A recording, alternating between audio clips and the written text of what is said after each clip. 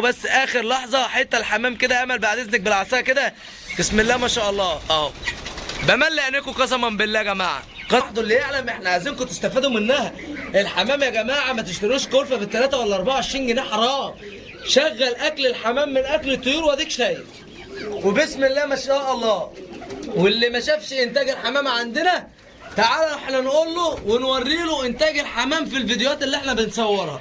طبعا ده يا جماعه جزء من الحمام تمام، لكن بقيه الجزء الثاني ده فوق السطح. ده طاير فوق السطح كده. احنا من النوع اللي بنحب الحمام بتاعنا يبقى سايب كده، رباني بمعنى اصح، يحدق مع نفسه وياكل مع نفسه. بسم الله ما شاء الله، يطير ويجي ويديك انتاج احلى انتاج. اهو الجزء الثاني ده جزء اهو عشان ما حدش يقول لنا انت بتضحك وبتكذب علينا. الجزء الثاني اهو اهو يا جماعه شايفينه. السلام عليكم ورحمة الله وبركاته. اللهم صل وسلم وبارك على رسول الله. ما يحلى الكلام إلا بذكر الرسول عليه أفضل الصلاة والسلام. ازيكم أحلى متابعين ومشتركين قناة مصطفى وأمل. صباح العسل، صباح التفاؤل، صباح الخير والرزق على جميع البيوت يا رب العالمين. صباح كل حاجة حلوة، رحمة الله في الدنيا، صباحكم عسل، صباحكم مليان بالتفاؤل.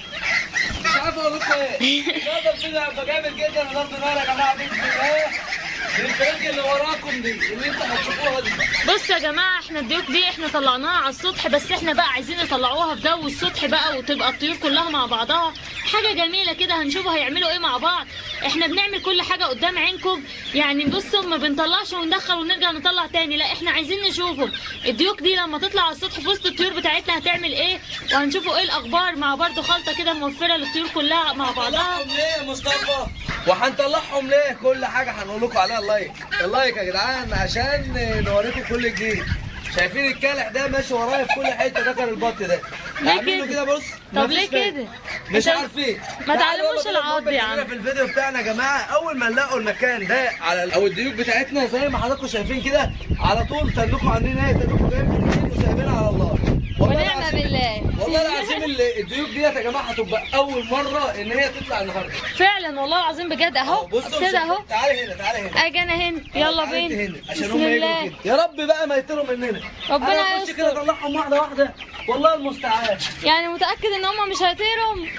ان شاء الله. هو اكبر غلط يا جماعه ان انتوا تحطوا كميه ديوك او كميه فراخ في مكان ضيق. لازم على قد ما تقدروا ان انتوا توسعوا لهم كده المكان وتحاولوا ان هو ياخدوا براحهم. يعني زي ما شفنا المكان تحت كان واسع وبيروحوا ويجوا ويطيروا قدام عينينا وكل حاجه كانت قدام عينيكم.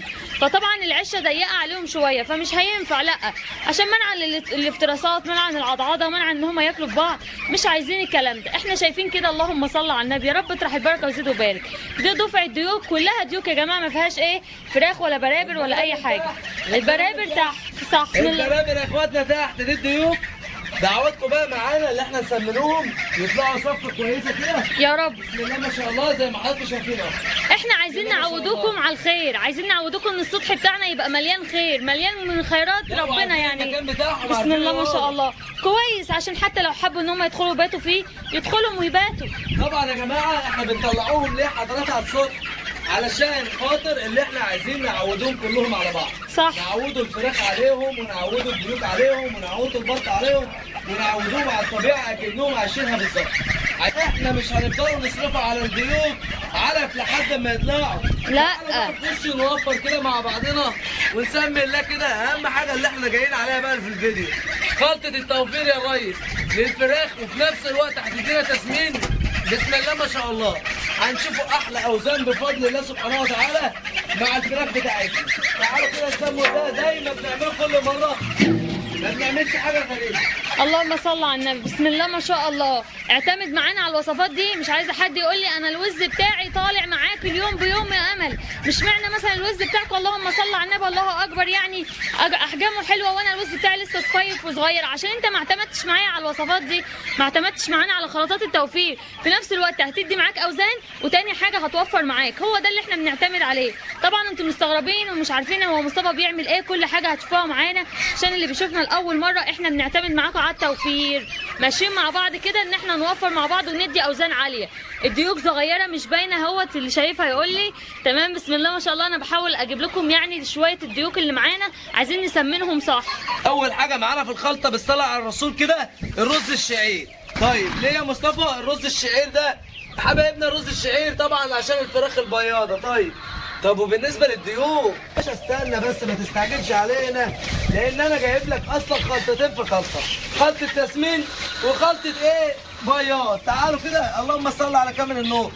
برشامه الغله اهي لسه طالعه لي قدامكم اهي. شوف. اخطر حاجه ممكن تلاقيها قدام عينك. ها خلي بالك من الغله، حبايه الغله دي. طبعا يا جماعه معانا واحده غله كده او قمح على حسب ما انتم بتسموه يا حضرات. تمام، يبقى تمام. معانا واحده شعير، معانا واحده قمح. طيب ايه اللي جاي؟ معانا واحده ذره، دي شيشه. تمام. في حاجه تانية؟ ايوه يا باشا، في ما تستعجلوش علينا. يلا اوعوا بينا. تستعجلوا علينا. ايه ده؟ ايه ده؟ ايه ده؟ ايه ده؟ ده العلف اهو، واحده بس من العلف كده يا جماعه، عشان خاطر الضيوف اللي هتبصهم. احنا عايزين شغل. يلا من بينا. الاخر مش هينفع الكلام ده. تعالوا شوفوا كده احنا هنعمل ايه. زي ما انت يلا بسم الله الرحمن الرحيم. تعالي بس زي ما انت. ده طشت ايه؟ طشت ميه. ده طشت تاني. ده العلف. ده طشت ميه. وده ايه؟ العلف. بحط العلف كده يا حبايبنا على الميه. تمام اهو. ايه الخطوه اللي بعد كده؟ طيب ما حاضر، ما تستعجليش علينا والله. ماشي. هقول لهم كل حاجه. انا مستعجل. بحط الايه العلف كده على الميه. تمام. تمام. طيب ليه بحط العلف على الميه؟ عشان الرز الشعير يشرب الميه، وعشان الحاجات دي كلها والقمح والكلام ده كله يشرب الميه. تمام. طيب في حاجه ثانيه، في خطوه ثانيه، ودي اهم خطوه انا ما نسيتهاش، بس انا بوريكم خطوه خطوه من اللي انا بعملها. ادينا غرقت كل حاجتي في الميه. قربي لي كده، قربي عليا، يلا تعالى بينا. عليا. أهو. شايفين بقى لما امد ايدي كده اطلع الحاجه تحس انها بايشه اهي. صح. شايفين اهي بايشه، العلف بايشه اهو. تمام. شفتوا يا حضرات؟ ده اللي انا بتكلم فيه. ايه الخطوه اللي بعد كده؟ تعالي. الفراخ دي بتخش البيت عند الحمام اهي، والله العظيم بتفوت عند الحمام. اللهم صل على النبي يا جماعه. عليه افضل الصلاه اهم والسلام. حاجه اللي احنا بنعملوه، هتلاقي فراخك بتطلع على الرسول. عليه افضل الصلاه والسلام. ايه اللي بيحصل؟ يا نهار مش بايت على الوز وسنينه. اللي بيقول لنا احنا عندنا، انا عندي الوز بالكام، ده احنا عندنا الوز بالكهرباء. والله فعلا. المهم ايه الخطوه اللي بعد كده بقى؟ إيه الخطوة؟ معانا الخطوه اللي بعد كده اللي هي الرده دي يا جماعه اهي. الرده اهي. تمام. بحط كده الرده وببدا ان انا ابوشها واحده واحده. تمام. صح الكلام. الحاجه كده الاكل بتاعي كله باشا اهو. شايفين يا جماعه؟ اللهم صل على النبي. انت اللي جاي عامل ايه بقى؟ أيوة. عامل كده اهو. اللهم شغل صل بقى على كده النبي. على طول. ها بسم الله ما شاء الله. بس يا معلم. عشان فراخك كده تكبر، وعشان طيورك كده تحلو، صح الكلام. واللي بيبيض عندك يغرق لك الدنيا بيض. اتعب شويه كده في الاكل، بس بسم الله ما شاء الله هتلاقي نفسك هترتاح في كل حاجه بعد كده. وهتوفر بمعنى اصح. احنا بنحط كميات صغيره بس بسم الله ما شاء الله، مع التبسيسه مع الرده بيديك كميات كبيره. اللهم صل على النبي. يعني بنوفر يا جماعه، والله العظيم بنكلمكم بجد. الحاجه بقت غاليه، لازم توفروا معانا. وبعدين بنوفر بايه؟ بحاجات ما شاء الله عليها. الرده ممتازه جدا للتسمين، العلف، الغله، حاجات كده بتسمن. طيب الرز شعير يا امل، الرز شعير معتمد عليه في زياده انتاج البيض. شايفين يبقى الفراخ الصغيره؟ اللهم صل على النبي. بسم الله ما شاء الله. كله هيجي وهياكل، كله هيتلم وهياكل. ليه؟ الكبير هيشجع الصغير، كله هيتعود، كله هيربرب بمعنى اصح. الربربه هنشوفوها باذن الله. طبعا بنوزع حاجتنا زي ما احنا شايفين مع بعض. بسم الله ما شاء الله يا جماعه. ما تقلقوش من حاجه، ما تخافوش من حاجه. كل الطيور اللي عندك اذا كان حمام ولا وز ولا رومي ولا فراخ ولا بط، كله بياكل من الخلطه دي. اللهم صل على النبي. شايفين حتى الديوك اللهم صل على النبي في وسط الطشت وعماله بتاكل. هو ده اللي احنا عايزينه، الديوك الصغيره اللي احنا لسه مطلعينها معاكم. يبقى هو ده اللي احنا عايزين، ان احنا نفتح الشهيه بتاعتهم. نفتح الشهيه بتاعتهم ازاي؟ ان انت تعمل لهم خلطه كده متكامله فيها كل العناصر الغذائيه اللي انت عايزها. برد على طيورك. برد على طيورك. ايوه طبعا. بطيخ، ارمي قشر كنتالوب، اي حاجه عندك في البيت ارميها. احنا مش بنبسس عيش يا حبايب قلبي، احنا بنبسس رده وعلف ورز شعير وقمح وحاجات مفيده جدا ما شاء الله. لو عندك عيش ماشي، ما فيش اي مشاكل. تمام. بس اهم حاجه في العيش ما يكونش فيه عفونه. تمام. يبقى كده ايه، ناشف ومتنشف كويس. وعايز بسس مع بواقي اكل عادي، مفيش اي مشاكل. التغذيه جميله جميله جميله، والتربيه اجمل واجمل. تمام. يعني تربيه الطيور جميله جدا، ما فيهاش اي مشاكل. المشاكل في تربيه الطيور ان انت تسيبها ما تهتمش بيها، ان انت ترمي علف على الفاضي وما بتاخدش نتيجه في الاخر. لا، احنا عايزينك تعمل مشروع كويس، تجيب ديوك وتعملها وتسمنها، وخلال ال3 شهور بسم الله ما شاء الله هتنجز. يعني الديوك اللي معانا دي باذن الله ان شاء الله خلال الشهرين الجايين دول بسم الله ما شاء الله هنطلع دوره الضيوف، وهتشوفوها عامله ازاي وهتبقى بصحه كويسه ازاي. حاجه تسمين عالي. يعني انت بتعمل ايه بس؟ عرفني عشان الحمام. ماشي. الحمام يا ريس ما بنشتريش كلفه، احنا ما بنشتريش كلفه. تعال يلا بينا. تعال نخش عليها عند الحمام ده. يعني- يلا حبايبنا الحمام اهو. انا هحط الاكل اتفرجوا بقى. الحمام اوتوماتيكي. اللهم صل على حاجات كده النبي. اوتوماتيكي يا ريس. طبعا انا بضحك معاكم يا جماعه.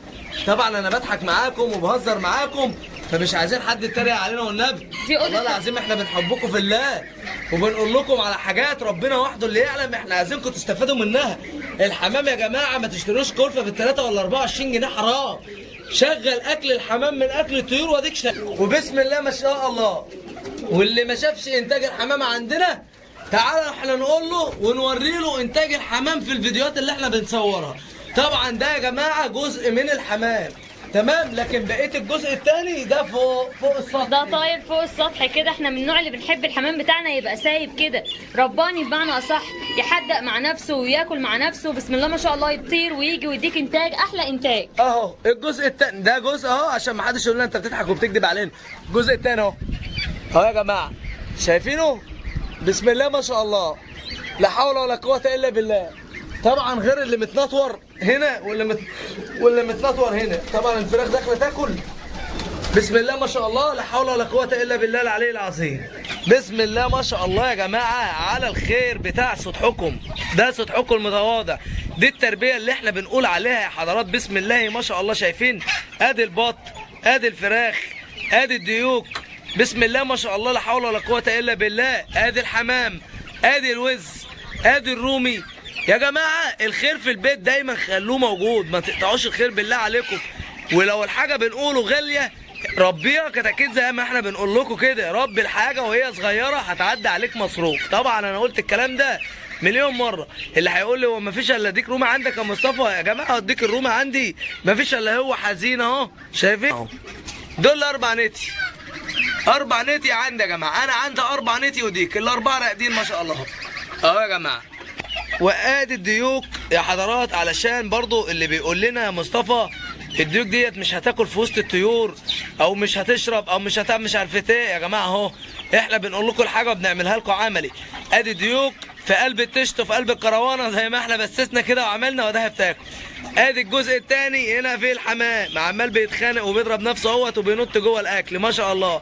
وهنا نفس القصه. الجزء الثالث هنا عندك الوز بياكل. يعني فرع اكلك خليه في جميع النواحي عشان تلاقي خير، يعني ما في بعده خير. بسم الله ما شاء الله. تاخد بيت، تاخد تسمين، هتلاقي الدنيا عندك فيها خير ان شاء الله رب العالمين يا جماعه.